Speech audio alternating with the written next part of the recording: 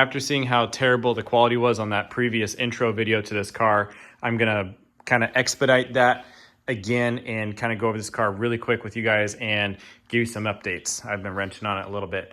1968 MGB GT, not a convertible like a lot of the MGs were. This is a GT, so it's a hardtop with a little hatchback. Start at the back, work our way forward. Hatch is in really bad condition. It's got a lot of Bondo right here. It is in rough condition. Steel bumper car, super awesome, no rubber bumpers. I have a replacement hatch right here. So after I get the car running, driving, registered, and enjoy it for a while, I will take this hatch off. I'll put that one on, see how it fits. If it looks like it's gonna fit well, then I will take this glass out, put it in that hatch, and use it. I can get replacement seals very easily from mossmotors.com and swap that glass over. The glass is in good condition, so I want to replace it. Also, I want to get replacement hardware for the doors. These are, the rear one locks, no problem, works just fine. But these ones, they don't work well. So I'm going to replace these. The door hinges are all good, and the door latches all work just fine. The doors actually hang really well too. Can't really complain. So really cool car, you know, little pop out glass, front and rear. It's got little wing windows. Interior's not bad at all. It's got recovered seats. Don't know what this, I've never read this. It says British Leyland. Must be some aftermarket parts company for these cars, not sure. 4-speed manual. And if this is a overdrive car, this will be the switch for it right there. That'll engage the overdrive. I turned the key on and actuated that, and I did not hear anything, you know, make a noise actuating underneath the car. So I don't know if this was an overdrive car or not, but we'll find out. Anyway, haven't really driven it up to 4th gear speed yet, or actually you can use that in 3rd gear too, but I had other things on my mind when I was driving this for the first time. So anyway, all the gauges work except the tack. I'll figure that out later. The dash is not in too bad condition. It's got one little crack right there, and this is a rubber dash car. A little bit chewed up on a spot right there, but that's okay. The door skins, that one doesn't fit super well. It's kind of wavy here and here. It's like squishy if you push on it. So I gotta just kind of take that off and figure out what's going on. You can see how the window handle kind of rubs against it. Not supposed to be like that. The driver's side one hangs much, much better. I mean, it's got a little bit of, you know, squish right here, but it's for another time. Here's the plan. Here's the updates.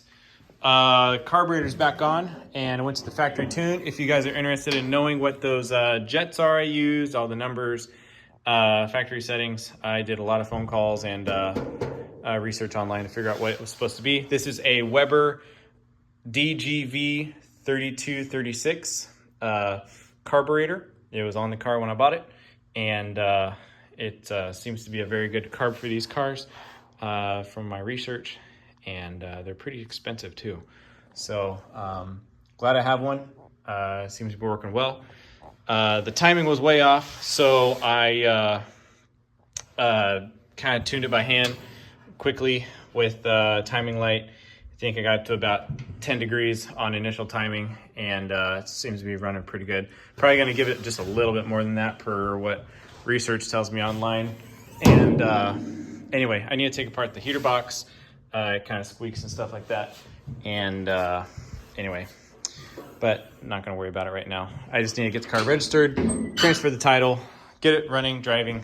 I mean, it runs. I just need to get it driving and legally driving and all that. And then I need to order a turn signal switch.